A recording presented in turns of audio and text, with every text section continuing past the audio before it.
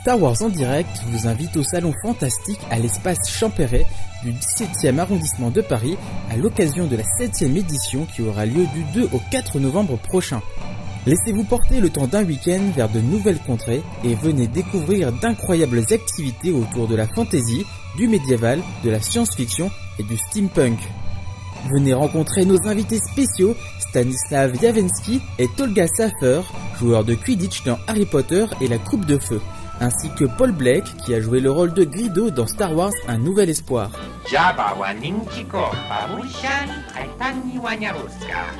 Plusieurs exposants, artisans, costumiers, écrivains et illustrateurs vous feront voyager bien au-delà des limites de votre imagination.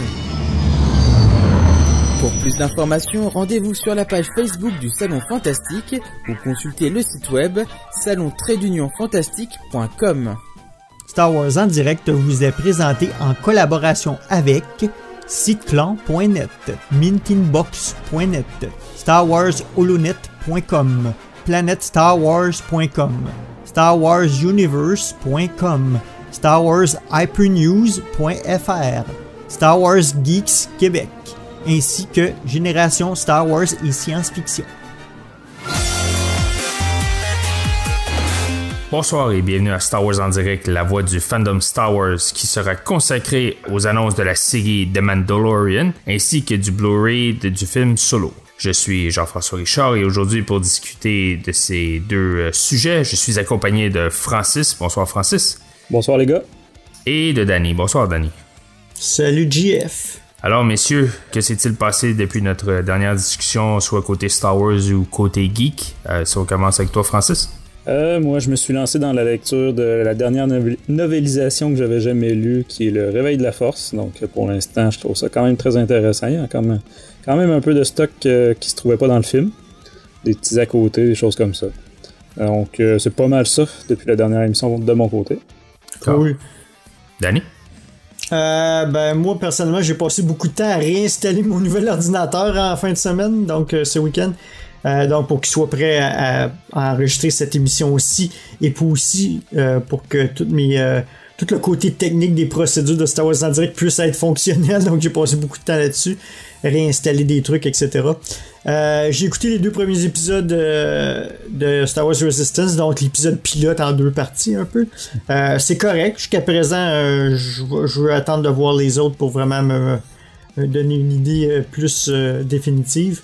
J'ai toujours pas eu le temps de réorganiser ma collection de Star Wars miniatures avec tout ce qui se passait ce week-end. J'ai bien sûr écouté les bonus du Blu-ray de Solo. Et puis j'ai continué la novélisation du film Solo aussi, que j'aime pas mal bien la novélisation. Il y a beaucoup de scènes qui sont même pas dans les scènes coupées, qui sont quand même intéressantes. J'ai hâte qu'on en parle de la novélisation de Solo. Cool, excellent. De mon côté, j'ai écouté les 4 premiers épisodes de la série Résistance. Honnêtement, je dois avouer que c'est moins pire que je pensais. Je m'attendais vraiment à ce que ça soit vraiment enfant. C'est pas aussi sérieux que Clone Wars ou Rebels, mais c'est quand même, il y a quand même des bonnes séquences dedans. J'ai aussi écouté la version 4K de Solo qu'on va parler un peu plus loin, et c'est pas mal tout ce qui est arrivé côté Star Wars. Cool. Ouais. Alors, aussi, ne pas manquer les récentes émissions que nous avons faites. Donc, il y a le Star Wars Littérature numéro 26, où nous discutons du roman de Timothy Zahn, Tron Alliances, ainsi que du Star Wars Collectors numéro 14, où nous discutons des marques Sideshow Collectibles et Hot Toys. On rappelle qu'on est aussi en période de recrutement au Québec. Donc, si vous êtes intéressé à être animateur et vous voulez partager votre passion avec nous, juste à vous rendre sur notre site starwars.direct et aller dans la section recrutement. On a aussi notre boutique pour ceux qui veulent avoir des t-shirts de Star Wars en direct avec le beau logo de Star Wars en direct, qui sont disponibles à la boutique qui se trouve sur starwars.direct/boutique. D'ailleurs, on a eu quelques ventes depuis le dernier épisode, donc merci aux quelques personnes qui ont acheté. Je pense qu'il y a 2 t-shirts et une tasse. On a des tasses aussi, côté Europe. Et puis, je suis en train de réfléchir à des designs plus artistiques aussi comme t-shirt de Star Wars en direct. Là, présentement, il y a juste le t-shirt classique, donc le t-shirt noir avec le logo. je l'appelle quasiment le staff t-shirt, là. Le classique. Mais je vais essayer d'en faire avec plus des images Star Wars, puis avoir le logo de Star Wars en direct plus discret, mais que ça reste un t-shirt de la collection Star Wars en direct quand même, là. J'ai quelques affaires en tête, là. Cool. Oui, une autre chose que je veux mentionner, j'aimerais ça vous inviter, ceux qui habitent surtout à Paris, au Salon Fantastique, ça se déroule à l'espace Champéret. Ça, c'est au 17e arrondissement. Parce qu'il va y avoir la 7e édition du Salon Fantastique du 2 au 4 novembre prochain. Pourquoi que je vous parle de ça? Parce qu'on va peut-être avoir un petit concours pour vous faire tirer des laissez-passer gratuits. Donc, c'est un salon, comme ça le dit, qui parle de fantasy, de médiéval, de science-fiction et de steampunk. Ils ont quelques invités, je vais essayer de le prononcer. Stanislav Janicki et Tulga Seifer, c'est 2 joueurs de Quidditch dans Harry Potter et la Coupe de Feu. Et puis, côté Star Wars, il y a Paul Blake, qui a joué le rôle de Greedo dans Star Wars A New Hope, qui va être là en dédicace. Donc, si ça vous intéresse, allez à ce salon-là. Il y a plusieurs exposants, des écrivains, artisans, costumiers, illustrateurs, etc. T'as des trucs de BD, des jeux, etc. Puis des espaces familiales aussi. Donc, si ça vous intéresse, je vous suggère d'aller là. Puis si vous voulez plus d'informations, allez sur leur page Facebook ou sur l'adresse salon-fantastique.com. Donc, comme j'ai dit un peu plus tôt, surveillez notre page Facebook. On va sûrement faire un petit concours dans les semaines qui s'en viennent à l'approche du salon pour vous donner des laissez-passer gratuits pour aller à ce salon qui se déroule à Paris le 2 du 2 au 4 novembre prochain. Et voilà. Cool, excellent. On va en profiter aussi pour remercier nos partenaires Mint & Box, Star Wars Holonet, Siteclan.net, Planète Star Wars Universe, Star Wars Geeks Québec, Star Wars IP News, ainsi que Génération Star Wars et Science-Fiction. Et sur ce, on va en hyperespace. Oh crap! Prepare to jump into hyperspace on my mark. All right, stand by.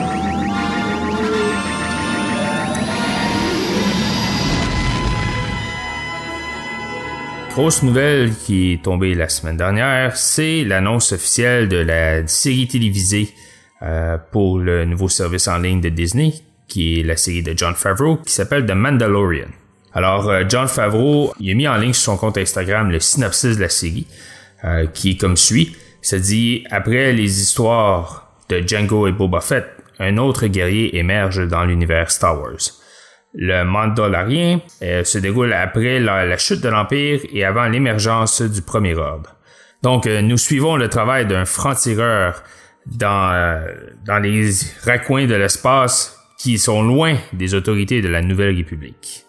Et la journée d'après, le site de Star Wars a fait un article qui a annoncé officiellement la série.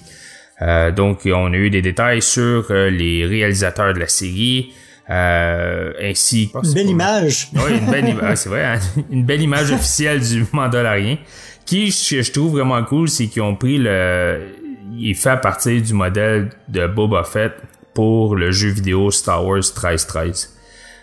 Donc je trouve ça cool qu'ils ont utilisé le même concept pour créer ce personnage. Sérieux, je trouve qu'il ressemble oui, il ressemble à 1313, puis l'annulation, en tout cas pour moi, j'espère que il va y avoir un je vais te dire ça quand on va être rendu à la fin. Là, j'étais trop excité. Là, continue, puis on en parlera dans nos commentaires. C'est comme un enfant qui essaye de dire de quoi puis il est pas capable. Non, c'est ça. Exactement. Donc, comme je disais, l'article nous a donné plus de détails sur les réalisateurs de la série. Danny, je sais pas si tu peux nous en glisser un mot. Oui, ben avant les réalisateurs, on peut confirmer que oui, c'est Jon Favreau, Dave Filoni, Kathleen Kennedy et Colin Wilson qui vont être producteurs exécutifs de la série. Puis il va y avoir Karen Gilchrist qui va être coproductrice exécutive ou coproducteur exécutif adjoint. Mm-hmm. Dans les réalisateurs connus jusqu'à présent, Deborah Chow, elle a travaillé sur Jessica Jones et Mr. Robot, donc une femme réalisatrice. Rick Famuyiwa, qui a travaillé sur Dope et Confirmation, je le connais pas du tout, celui-là. Non. Bryce Dallas Howard, qui a été une des actrices dans Jurassic World, qui va réaliser aussi un épisode. Taika Waititi, que lui a travaillé sur Thor Ragnarok et What We Do in the Shadows. Et puis aussi Dave Filoni, qui a été officiellement qui va officiellement réaliser le premier épisode de la série. Et je rajoute Jon Favreau qui risque lui aussi d'en réaliser un. Il sera pas seulement producteur exécutif. Je suis pas mal certain qu'il va vouloir mettre sa main à un épisode au moins, si c'est pas plusieurs de la série. Je suis pas mal certain. D'ailleurs, une autre référence Star Wars, Jon Favreau, pour ceux qui le savent pas, a fait la voix de Pre-Vizsla dans la série de Clone Wars, et bien sûr dans le film solo Star Wars Story, il a fait la voix de Rio, l'espèce de créature à 4 bras. Et voilà. c'est lui aussi, je crois, qui écrit tous les épisodes de la série. Ben, de la première saison, du moins. Mm-hmm. Parce qu'il n'y a aucune mention si c'est une saison ou si c'est juste une mini-série. Mm-hmm. Ouais. Ça va peut-être commencer lentement. Ouais, Puis, tu sais, comme un peu The Walking Dead qui a commencé avec 6 épisodes, voir si ça fonctionnait, puis... Ouais. Tout ce qu'on sait, c'est qu'il y a 10 épisodes, puis chaque épisode a un budget de 10 millions. Mm-hmm. Donc, Disney... Ka-ching! Ouais, c'est ça, Disney, là, ils jettent l'argent. Là. On a eu aussi une rumeur, selon Making Star Wars, que l'acteur Pedro Pascal, qu'on a vu dans Game of Thrones, aurait le rôle titre, n'est-ce pas? Oui. Malheureusement, ça a été démenti par les agents de Pedro Pascal, oui. Et puis récemment, pour ceux qui savent, Pedro Pascal, c'est lui qui jouait Oberyn Martell dans la 4e saison de Game of Thrones, du Trône de Fer. C'est lui qui se faisait démolir par The Mountain dans le combat. Mais personnellement, je trouve qu'il avait un meilleur rôle dans la série Netflix Narcos, qui jouait l'agent Javier Peña. Mm-hmm. Très très bon rôle pour lui. Mm-hmm. Donc j'aurais aimé ça qu'il joue, mais bon, présentement c'est l'entourage de Pedro Pascal qui démentit la rumeur. C'est peut-être juste pour calmer justement les rumeurs, mais le nom qui est ressorti par la suite du démenti, c'est John Leguizamo. Donc j'ai aucune idée si c'est vrai ou pas. Il y a une photo de lui avec Jon Favreau. Est-ce qu'il pourrait jouer là-dedans? Je l'imagine moins comme rôle principal. Moi aussi, il me semble qu'il est trop petit. Il est trop petit, c'est ça. Ouais. Donc, c'est peut-être un rôle secondaire aussi, là. On ne sait pas. En fait. Est-ce qu'il Donc, c'est à peu près tout ce qu'on sait présentement, là. On sait que Bryce Dallas Howard, que j'ai nommé dans les réalisateurs, risque d'avoir un petit rôle aussi. Et puis, Taika Waititi aussi va peut-être avoir un petit rôle, apparemment, dans la série jusqu'à présent. Là. Donc les réalisateurs vont s'introduire vont se faire introduire comme parce qu'ils I guess que eux être dans Star Wars c'est cool aussi, hein, fait que ça leur tente aussi d'avoir au moins un petit caméo, quelque chose. J'espère que l'épisode qui est réalisé par Taika Waititi va être un peu dans le même genre, il va avoir le même genre, la même dose d'humour qu'il y avait dans Thor Ragnarok. Parce que pour moi, Thor Ragnarok, c'est vraiment un des meilleurs films que Marvel a fait.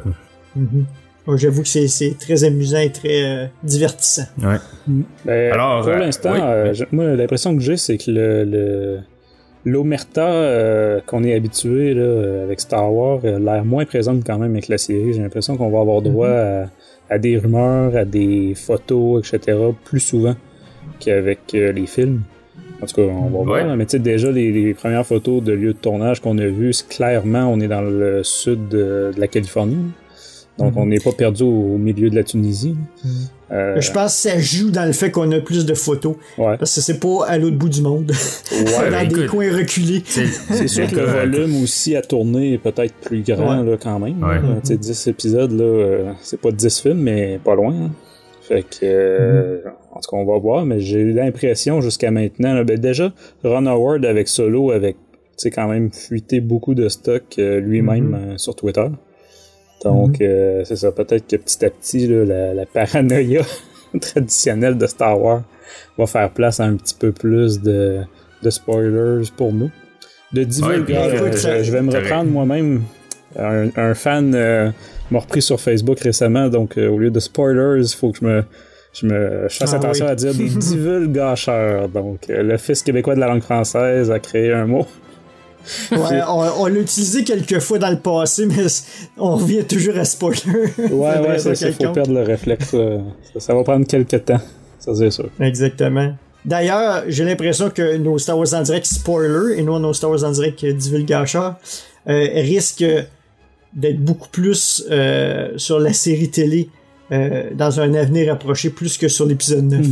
Mm-hmm. On a des grandes chances que c'est ça qui arrive. Donc, je sais pas quand est-ce qu'on va en enregistrer un. On commence à avoir pas mal de matériel qu'on va pouvoir en enregistrer un bientôt. Ouais. Là. Parce que, écoute, on sait plus de choses sur le Mandalorian en ce moment qu'on en sait sur l'épisode 9 que le tournage a commencé il y a 3 mois. Mm-hmm. Ouais, c'est pas vrai. On voit que la sécurité est pas aussi intense parce que le comment il s'appelle, Jason Ward, le gars de Making Star Wars, tu le vois, il y a des photos, il se prend en selfie à côté des sets là. Tu sais, c'est comme il réussit à s'approcher pas mal, il réussit à vraiment se mettre pas mal proche des sets pour pouvoir se prendre en selfie comme ça. Et puis n'importe qui a une bonne lentille après sa caméra, il monte sur un building à Los Angeles puis il zoome. Là. Ouais, c'est ça. On a des points de vue aériens, même avec des drones. Là. Écoute, c'est difficile de cacher ça quand t'es en plein Hollywood. Là. Ouais. Quand t'es à l'extérieur, surtout. Là. Ouais. Alors, qu'est-ce que j'allais dire plus tôt? Oui. Justement, le fait qu'utilise le modèle, du moins qui semble être le modèle de 1313, et puis quand on repense, je sais pas si tu te souviens, il y avait un jeu qui allait sortir, que c'était un survivant d'Alderaan qui était sur une planète pour qu'il cherchait d'autres survivants d'Alderaan, si je me souviens bien dans le synopsis là, du jeu vidéo. Ouais. Puis je regarde les décors qu'il y avait dans les quelques screenshots qu'on avait de ce jeu-là. Des espèces de maisons en pierre avec les espèces de draps qui servent de paravent, etc. Ça ressemble énormément au décor qu'on avait en arrière du Mandalorian dans l'image officielle de Mandalorian. Fait que je me suis dit, c'est-tu 2 jeux cancellés qui ont comme remixé visuellement avec une histoire originale? Ça pourrait être super intéressant. Je suis content d'une chose, c'est que le titre soit au singulier et non au pluriel. Ouais. C'est un Mandalorien ou c'est peut-être une Mandalorienne aussi, on le sait pas. The Mandalorian, ça n'a pas de genre en anglais. C'est vrai. Donc, on pourrait être surpris comme avec le personnage de Metroid dans notre enfance. Ouais, c'est ça. Quand en dessous de l'armure, c'est une femme. Remarque, on a Phasma aussi dans Star Wars. Ouais, exactement. Quand elle s'est mise à parler, on a compris que... Ouais, donc, j'allais juste dire, il y avait une rumeur il y a quelques semaines comme quoi que la série se déroulerait sur Mandalore. Puis que c'est ça mettra en vedette des Mandaloriens, mais là, ça semble pas être le cas. Donc, c'est quand même la bonne nouvelle là-dedans. Ouais, pour moi c'est vraiment une bonne nouvelle parce que je suis pas très chaud à une série avec juste des Mandaloriens. On sait pas où est-ce que ça s'en va, par contre. Là, ça risque d'être focusé sur les aventures d'un personnage principal qui va sûrement être associé avec d'autres, soit pour faire des missions quelconques, peut-être qu'il va avoir comme mission de retrouver d'autres Mandaloriens pour rebâtir l'honneur du peuple, etc., chercher des survivants peut-être. On sait pas, parce que dans les rumeurs, il disait qu'il essayait de ramener l'honneur aux Mandaloriens, etc.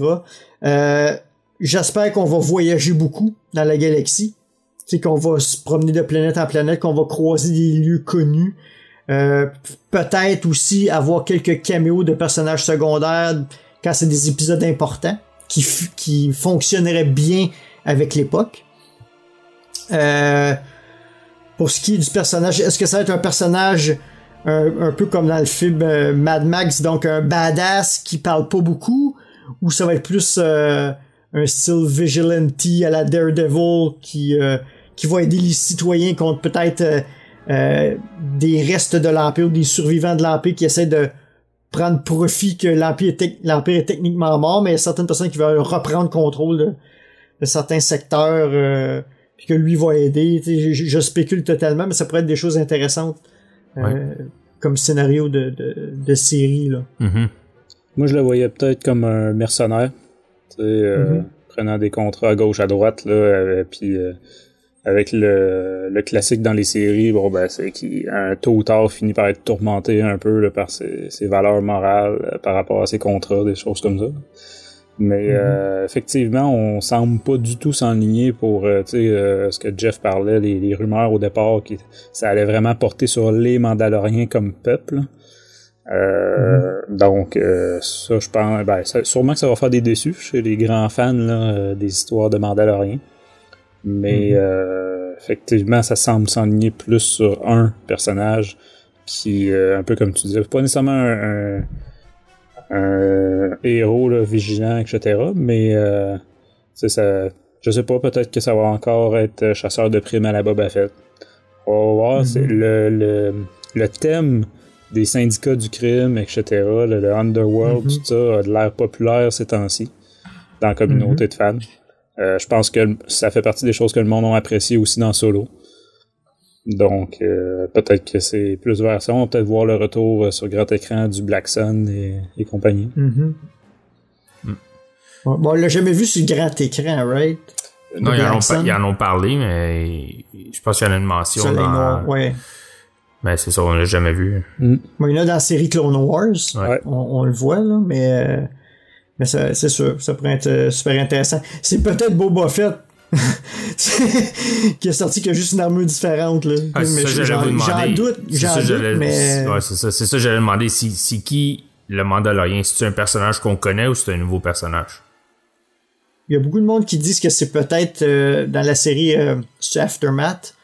Il y a comme une des timelines, une des séquences que un shérif du village qui il a récupéré une armure sur Tatooine. Une armure de Mandalorien. Il y en a beaucoup. C'est jamais mentionné tel quel. Je pense que c'est des Jawa qui l'ont trouvé, puis ils l'ont vendu. Puis lui, il l'a acheté. Mais bon, le clin d'œil, c'est que ça serait possiblement l'armure de Boba Fett. Puis c'est ce personnage-là qui, lui, porte l'armure de Boba Fett, si c'est celle de Boba Fett. Est-ce que, si ce n'est pas l'armure de Boba Fett que les Jawa ont trouvé, est-ce que ce serait lui? Ce serait un autre. Puis l'ambiance qu'on voit dans la photo, ça pourrait être Tatooine aussi. Ouais, ça fait, mais bon, ça fait quand même de sable, c'est générique, là. Ouais. C'est peut-être un mix entre Jeddah et Tatooine, là, à cause des ruelles, etc. Les genres de kiosques par avant, comme tu disais, là, en toile, puis... Mais ce serait un beau clin d'œil, en tout cas un beau cross-média quand même. Là. Je sais que de votre côté, vous n'avez pas beaucoup aimé la trilogie Aftermath, là. Mais moi, c'est le genre de clin d'œil à des livres que j'adore. En tout cas, on verra. Puis l'autre rumeur, il y a une autre rumeur qui dit aussi que c'était peut-être Sabine de Rebels. Oui. Je pense pas que le physique est pas là. Ouais, c'est ce que j'allais dire. La morphologie du corps du personnage, à moins que ce soit pas le personnage principal qu'on voit, mais un autre personnage. Puis que le personnage principal de Mandalorian, c'est peut-être Sabine, mais on la voit pas. Il y a peut-être un autre en armure qui va l'accompagner, là. Ouais, peut-être. Mais ce serait de Mandalorians, ouais, avec un S. Mais une des attentes que tu mentionnais, Danny, que je pense que, en tout cas, qu'on peut miser dessus, c'est le fait qu'on risque de se promener. J'imagine mal Disney lancer sa première série live-action de Star Wars en restant pendant 10 épisodes au même endroit. Quelque part, là, je pense qu'il n'y aurait pas juste les fans de déçus.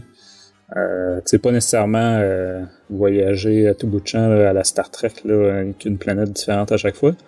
Mais je pense que ça va quand même prendre un minimum de...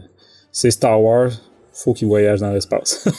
ça me semble être un minimum. En effet. Excellent. En tout cas, une chose est sûre, c'est que on va en avoir des nouvelles dans les prochaines semaines. La série est prévue pour 2019. Qui est en même temps que d'après moi ça va être comme le gros point de vente du nouveau service streaming de Disney. Ça va être avant l'épisode 9 là, qui est 18 décembre. Oui, effectivement.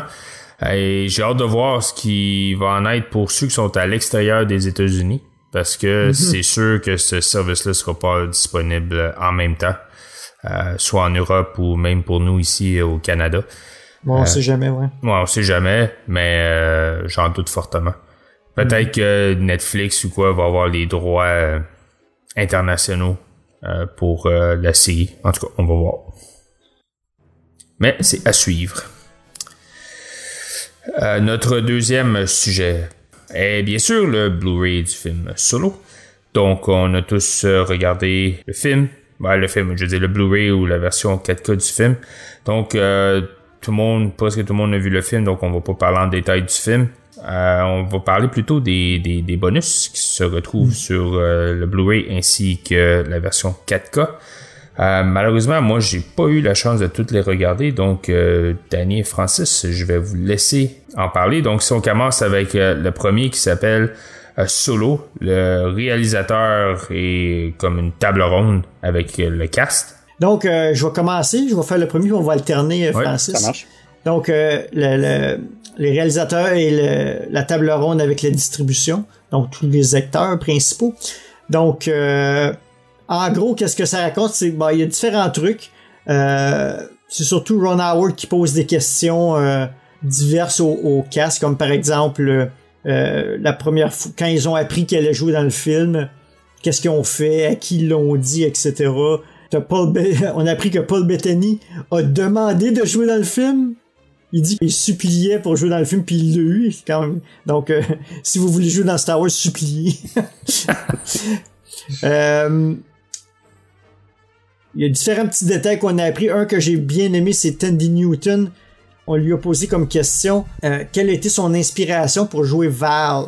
Puis là, elle a commencé à raconter je me suis inspiré d'une personne noire qui vivait au Zimbabwe, puis dans les conflits, elle a déménagé en Angleterre, et c'est ma mère. Donc, il dit c'est ma mère. Puis là, ils ont montré une photo de sa mère qui ressemble étrangement au personnage de Val, avec le afro, puis tout. Donc, j'imagine un peu...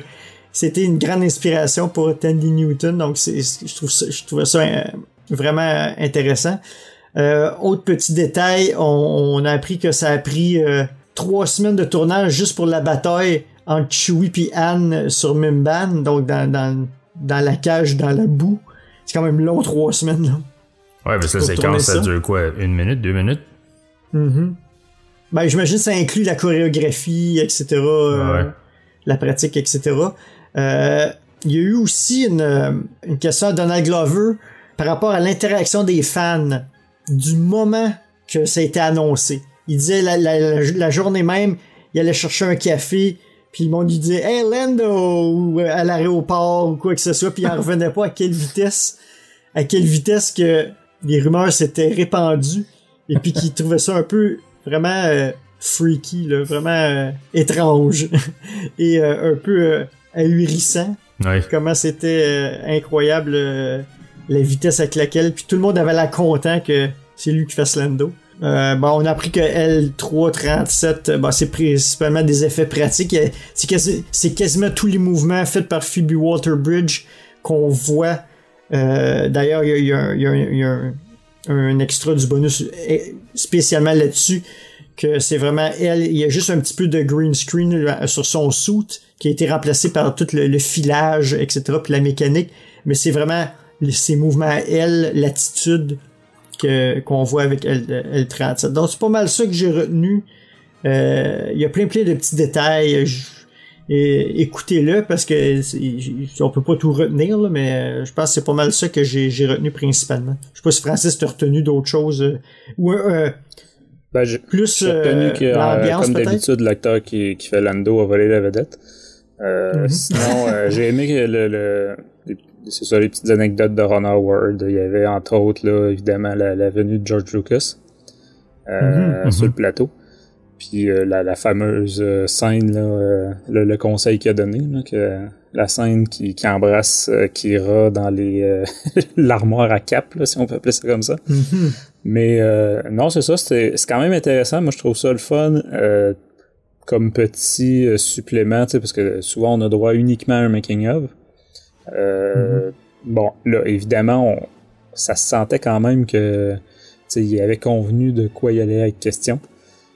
C'est sûr que jusqu'à la fin, on se demande ça va-tu parler des réalisateurs qui ont été mis dehors avant Phil Lord puis puis Miller. Puis c'est quoi le deuxième? Phil Lord et Chris Miller. C'est-tu Chris? Chris Miller, c'est ça. Mais ouais, c'est ça. Là. Finalement, c'est complètement passé sous silence, mais bon. Et je dois avouer que la table de sabbat il était autour de la table de sabbat qu'on voit dans le film. Mm-hmm. Et puis tout le monde jouait avec la monnaie, tout le monde jouait avec les... C'était vraiment cool à voir. Puis la table est magnifique, là, sérieux. J'aimerais savoir ça dans mon sous-sol. Pour jouer aux miniatures ou... dans ton sous-sol? Jouer à Donjons et Dragons. Ça va dans le salon, ça, Danny, une belle table de main. Ouais, c'est ça. J'ai pas de place. Fais sauter à télé, là, puis... ah ouais, en plein milieu. Sinon... peut-être juste mentionner, excuse, faire ça, je vais juste dire, c'est ce qui remplace le commentaire audio. Il n'y a pas de commentaire audio avec Solo. Mm-hmm. Donc, si vous voulez là, quelque chose qui se rapproche le plus au commentaire audio, c'est ce bonus, ce petit documentaire. Ouais, sinon, après, si on enchaîne avec c'était l'entrevue des deux Kasdan, donc les scénaristes du film. Scénaristes, donc, père et fils. Kasdan, c'est quand même une légende pour le petit monde de Star Wars. Donc, celui-là, c'est avec son fils John. On voit que sur certains sujets, ils étaient en conflit. Je pense que c'est mentionné que c'est la première fois qu'ils travaillaient ensemble. Mm-hmm. Donc, ils faisaient un film ensemble. Et c'est ça, le père avait une vision peut-être plus à la Dickens, etc. Le fils voulait quelque chose de plus dynamique. Mais c'est ça, je trouve que c'est intéressant de voir ça fait une équipe, une passation générationnelle intéressante. Je sais pas si ils vont retravailler sur d'autres Star Wars par après. Je pense que ça reste... le fils, en tout cas, dans ses commentaires, laisse entendre qu'il est très ouvert à retravailler sur Star Wars, même si il a l'air de dire que là, il en a eu la chance, peut-être que ça reviendra plus jamais. Mais c'est ça, c'est bien intéressant. Moi, c'est quelque chose que je trouve qui est souvent négligé, les scénaristes. C'est quand même eux, à quelque part, là, qui créent l'histoire. Oui, il y a le réalisateur, le producteur, etc. Mais je pense que la base, souvent, quand on va dire un film est raté, le scénario, souvent, est derrière ça.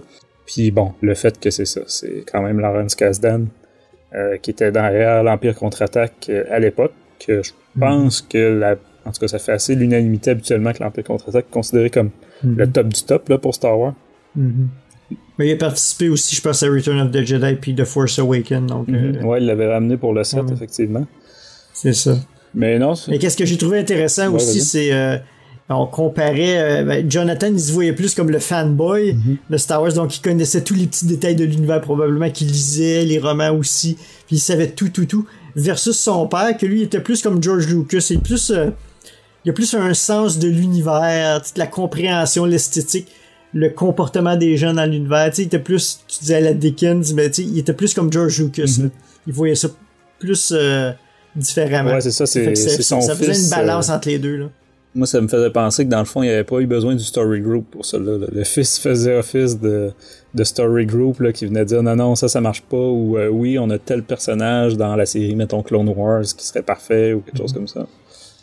Mais ouais, ça semble être un expert. Probablement que Darth Maul est venu de Jonathan Kasdan. Ouais, probablement. L'introduction de Darth Maul. Disney a trouvé qu'il a fait quand même une bonne job parce que Jonathan Kasdan, c'est lui qui était engagé pour écrire le scénario du prochain Indiana Jones. Ah, tu vois, j'ignorais. Quand même. Moi aussi. Oui, non, ça a été annoncé il y a peut-être un mois, je crois. OK. Ouais. Kasdan qui a d'ailleurs écrit pour les Indiana Jones, les premiers Indiana Jones, le père. Ah, oh. Ouais, il a écrit pour avec George Lucas. Ensuite, on va au documentaire qui s'appelle Team Chewie, je crois, Team Chewie. Oui.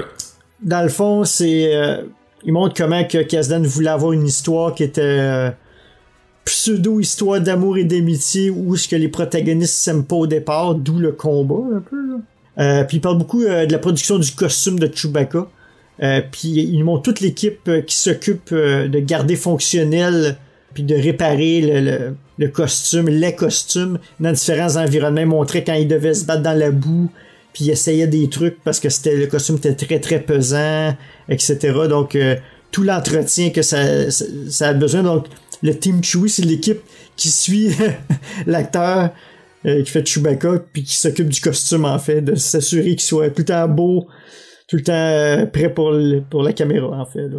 C'est ce que j'ai retenu beaucoup. C'était pas C'était pas un extra super intéressant, mais bon, c'était léger. Moi, ce qui m'a frappé, c'est les scènes où ils s'entraînent en salle là, pour les scènes d'action, les cascades, etc. C'est drôle, puis, ça. T'en viens à te dire, il me semble que ça aurait pris ces plans de vue-là, puis plus de scènes d'action avec Chewbacca, parce que justement, il fait pas des acrobaties nécessairement, là, mais bref... il fait du parcours un peu tandis comme que bon, dans le film, on va dire que c'est la scène du train. Là. À part ça, c'est pas vraiment un film tant physique là, pour Chewbacca. Puis tu sais, quand on repense aux autres films, souvent il court même pas à pleine vitesse. Là. Il fait juste trotter dans l'étoile de la mort. Mais c'était juste drôle. Il faisait des haltères. Puis tu sais comme c'était techniquement juste des bloopers qui nous montraient quand il venait probablement de mettre le costume, il disait on va faire des push-ups, on va faire des haltères pour la caméra, c'était juste drôle. Là. Non, j'ai bien aimé ça, mais c'est ça, le voir aussi agir comme on aurait vu un clone, par exemple, dans Guerre des clones, tu sais, ou vraiment là, des cascades à la soldat, tu sais. Que même dans la fameuse bataille de Kashyyyk dans l'épisode 3, on voit pas tant ça, là, à part la fameuse scène de pas de liane, là, mais de corde à Tarzan, là, où est-ce qu'il va sauter sur un tank séparatiste. Puis, c'est de découvrir aussi le nouvel acteur qui fait Chewbacca, le Finlandais, en dessous du costume, qui a de l'air, ma foi, quand même très sympathique. J'espère que... Espérons qu'on va très athlétique, hein? Ouais. Très athlétique à comparer à Peter Mayhew, ça se compare même pas, même quand il était jeune, Peter Mayhew, et ça se compare pas du tout, là. Toutes les actions physiques quand Chewie se bat ou etc. Dans Solo, c'est vraiment très physique et très dynamique. Ouais. Sinon, ensuite, on passe ça s'appelle la fuite de Corellia. En anglais, on pourrait traduire ça, la fuite de Corellia. Donc, comme le titre le dit, on revient sur la création de Corellia, l'inspiration de tout ça. Bon, sans surprise, c'est inspiré de l'industrialisation du 18e et des chantiers navals un peu partout. Donc, le but était de donner une impression de chantier naval permanent. Autant Coruscant, c'est l'idée des gratte-ciels à perte de vue. Bon, ben là, c'est des chantiers navals à perte de vue, puis les usines, etc. On a vu quelques lieux de tournage aussi. J'ai bien aimé la partie sur les speeders. Création des speeders, etc. D'ailleurs, c'est grâce à ça que j'ai allumé sur tout le côté du speeder de Han, qui est comme... il est rond d'un côté, puis l'autre côté, il est carré, mais j'ai beau avoir vu le film 4 fois, j'avais pas réalisé que c'est parce qu'il manque la carrosserie. Il manque un morceau. D'un côté. Ouais. Dans le fond, c'est pour ça qu'il est pas symétrique. Mais c'est ça, bref. Plein de petites anecdotes et je sais pas de ton côté, Danny, si quelque chose t'a frappé. Ouais, c'était justement le truc des speeders. Moi non plus, j'avais pas remarqué. Jusqu'à temps qu'ils disent qu'ils volontairement enlevé un morceau d'aile sur le côté qui faisait que c'était asymétrique un peu. On pensait que c'était juste l'esthétique qui faisait que c'était asymétrique, mais non, c'est parce qu'il manque un morceau. Il expliquait aussi que tu sais, c'était inspiré des poursuites de voitures des années 70 aussi, dont l'inspiration de certains speeders par des muscle cars, donc comme des Ford Mustang, puis etc. Puis il avait fait des modèles qui étaient vraiment conduisibles, donc les cascadeurs pouvaient vraiment conduire les voitures. Et puis c'était incroyable de voir que ils ont vraiment pris des pilotes qui font du drift, etc. pour filmer vraiment des séquences qui faisaient comme s'ils étaient sur un coussin d'air, sur le anti-gravity. Là, c'est ça, moi, on voit dans le film. C'est ce qui m'a surpris que ce soit pas plus retouché au niveau informatique que ça. Quand tu le vois, là, la même cascade de drift, là, comme tu dis. Mais tu sais, là, on voit les roues, évidemment, là, mais après ça, tu t'en rends compte, OK, finalement, ils ont juste effacé les roues là, au montage, puis c'est vraiment une scène de drift là, du début à la fin. C'est ça, puis ça montre l'ingéniosité, tout ce clip-là montre l'ingéniosité de comment que l'équipe a combiné des séquences réelles, live action, avec le CGI, puis il montre comment il change d'une séquence à l'autre, puis c'est vraiment impeccable. Ils utilisent beaucoup de vraies séquences. Puis en plus d'enlever les roues, des fois ils prennent un petit bout de CGI qu'ils ont fait pour un certain petit segment, puis ils reviennent sur le live. Il y avait aussi un clip sur StarWars.com, je pense, où pendant le Star Wars Show, que Pablo Hidalgo expliquait qu'il avait recréé l'éclairage filmé sur place pour faire de la réflexion sur les personnages en studio. Mm-hmm. Ils vont pas en détail comme ça, mais on le voit aussi. Là. On le voit qu'il y a un véhicule en studio et puis que tu as les grands panneaux LED ou DEL en français qui éclairent, qui donnent une réplique de qu'est-ce qui a été filmé à l'extérieur pour l'éclairage. Donc c'est très bien comme clip.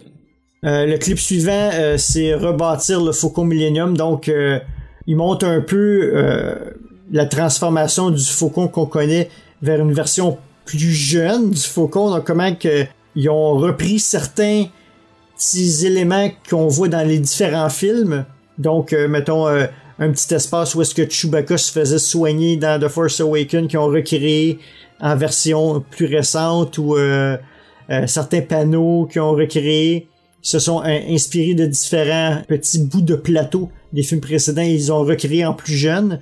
On a une belle visite du Faucon par Donald Glover, donc il fait comme une visite de la propriété, un peu, quand même intéressant, puis il montre tous les segments de ce que serait le Faucon de Lando. Qu'est-ce qui a été aussi mentionné, c'est qu'ils ont reconstruit, en fait, parce que ça a été tourné immédiatement après le réveil de la Force, ben ils ont reconstruit le plateau du Faucon par-dessus celui du réveil de la Force. Donc celui du réveil de la Force qui avait des panneaux arrachés, etc. Ils ont juste reconstruit par-dessus pour le remettre à neuf un peu. Donc c'était quand même intéressant les visites puis voir toutes les inspirations puis remettre à neuf le Faucon. Ça, c'est de le voir comme flambant du concessionnaire. Ben, je sais pas si Jeff, tu voulais en rajouter par rapport à cette partie-là. Non, c'est bon. Ça m'a pas tant marqué, probablement parce qu'on avait eu quand même beaucoup de petits clips, que ce soit dans le Star Wars Show ou ailleurs, sur justement sur cet aspect-là. Entre autres la visite guidée par Lando, etc. Donc, puis dans le film aussi, on a eu droit à beaucoup de scènes dans le Faucon. Fait que ça, j'ai trouvé ça intéressant, mais c'est ça, j'ai pas trouvé qu'on en avait appris tant que ça. Là. Ensuite, on passait au Train Haste, donc le braquage. Le braquage. J'ai trouvé ça intéressant de voir l'évolution des designs, si on peut dire, des idées, parce que, entre autres, dans les 52 faits que Kasdan a publié, l'équivalent de ce qu'on aurait pu avoir en commentaire audio. Ouais. Il mentionnait que ça a toujours fait partie du projet dès le départ d'avoir une espèce de braquage de train justement à la western. Donc dans le bonus sur le Blu-ray de Solo, on voit l'évolution des concepts pour le train.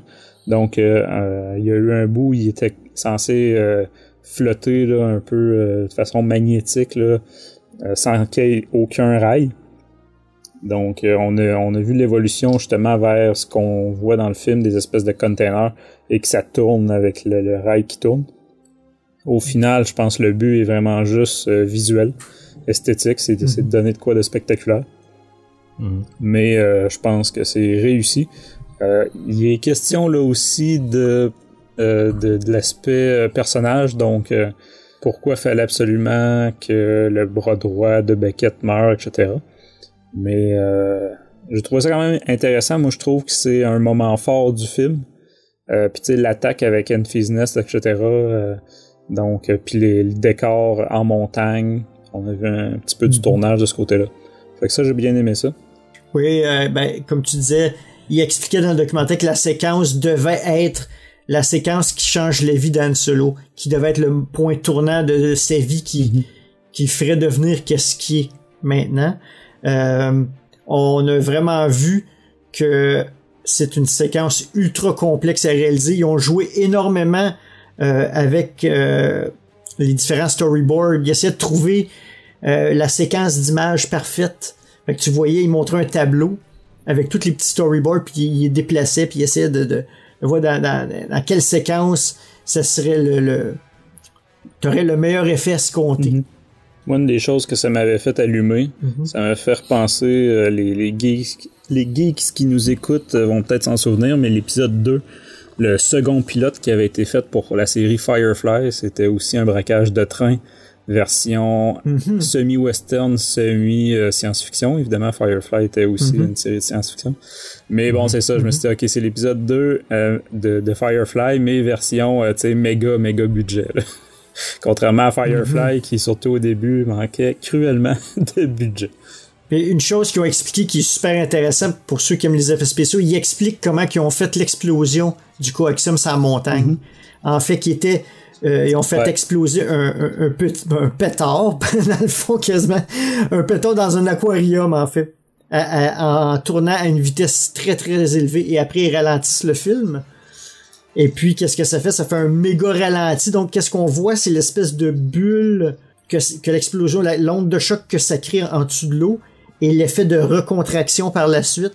Et c'est ça qu'ils ont filmé sur un écran, qu'ils ont extirpé visuellement, qu'ils ont rajouté autour de la montagne, avec ce qui fait un effet vraiment incroyable comme explosion. Donc ils nous montrent exactement comment ils ont créé cette explosion-là. Ouais, c'est ça. C'était super intéressant. Le but étant de faire une explosion différente que ce à quoi on est habitué.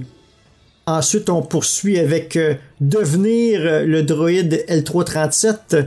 Donc, en fait, on voit toute la réflexion qui est derrière le personnage de L3. Comment que le droïde a commencé en unité R2, puis une fois que son restraining bolt a été enlevé, elle s'est modifiée elle-même jusqu'à ce qu'elle devienne plus humanoïde. Puis j'ai mis en parenthèse le roman Solo parce que c'est dans la novélisation, c'est très bien expliqué cette partie-là. Puis on revient aussi sur la performance de Phoebe Waller-Bridge, à quel point c'est vraiment ses expressions physiques, sa démarche que l'on voit dans le film, et c'est pas du CGI là. Elle a un costume vert avec des bouts d'armure sur les bras, la tête, etc. Et puis, mais c'est vraiment toutes sa démarche et tous ses mouvements qui sont conservés dans le film. Et puis, ils ont juste remplacé l'espèce d'accoutrement vert par le filage et les bouts mécaniques qu'on voit pour le cou et puis la taille, etc. Donc, c'est quand même intéressant de voir la performance, parce qu'on parle pas souvent des personnes qui font des personnages en CGI ou comme tu sais, qui font du motion capture, mais dans ce cas-ci c'est loin du motion capture, parce que en fait c'est pas comme Snoke c'était vraiment remplacé complètement, tandis que là c'est vraiment une démarche, etc., qui est vraiment complète et puis très intéressant à voir. Puis c'est une performance que Waller-Bridge est très fier en fait. Ouais, moi, ce qui m'a marqué là-dedans, comme tu disais, là, au niveau de démarche, etc., c'est que tu t'en rends pas compte là, avant d'avoir vu le bonus, mais c'est ça, quand tu vois l'actrice recouverte de verre marcher, tu te rends compte que c'est ça, ils ont pas remplacé le verre par beaucoup de pièces. C'est vraiment, par exemple, les jambes du droïde sont fixées à l'extérieur, donc sur les cuisses, les mollets, etc., de l'actrice. Donc, c'est ce qui fait que les jambes de L3 dans le film sont comme plus larges que les hanches. Et on le voit justement dans le bonus, c'est que ça crée la démarche c'est un peu spéciale là, de L3. Ça m'a surpris. Je pensais vraiment qu'il y avait beaucoup plus de CGI sur ce personnage-là. Évidemment, il y en a, là, parce qu'il a bien fallu faire disparaître l'actrice, mais quand même une énorme partie du... Tu sais, même la tête, là, on voit que c'est une espèce de casque qu'elle a sur la tête. Donc, non, ça, j'ai trouvé ça très intéressant, puis vu la critique souvent, là, pour certains films Star Wars, d'avoir justement trop de CGI et des personnages 100% CGI, bon, ben, ça fait du bien de voir la technique derrière celle-là. Sinon, ensuite, on passe à mon favori des bonus de ce fameux Blu-ray Solo. C'est le Fort Ipso. Les vauriens, les droïdes, les créatures et les fameux jeux de cartes. Donc, le Fort Ipso, là, pour ceux qui n'avaient pas compris, c'est le bar, si on peut dire. La cantina version Solo. Ouais. C'est ça, où se passe la première partie de Sabak dans le film, donc où est-ce que la rencontre entre Lando et le reste de l'équipe. Autant dans le film, bon, j'avais beaucoup apprécié la scène, je suis fan aussi là, de toujours avoir le plus de droïdes et le plus de races possible. J'avais apprécié aussi que ce soit pas une scène garochée et trop coupée à la MTV, mettons, là. Donc, on avait le temps quand même de profiter des lieux, etc. Mais ce qui m'a surpris et que je vous conseille, si vous écoutez un seul bonus de ce Blu-ray-là, c'est celui-là qu'il faut voir, c'est à quel point c'est magnifique une fois qu'il y a de la lumière. Bon, évidemment. Ouais. C'est ça. C'est une espèce de camp de chasse modifié en lieu de jeu et puis de taverne, mais c'est un gros mélange. C'est là qu'il est expliqué aussi que c'est ça, le film, le pari qu'ils ont fait pour ce film-là, c'est d'utiliser de la lumière naturelle. Donc la lumière qu'on voit dans le film, c'est la lumière qu'il y avait sur le lieu de tournage, sur le set. Donc ça fait une ambiance plus sombre, etc. Je pense que c'était voulu aussi.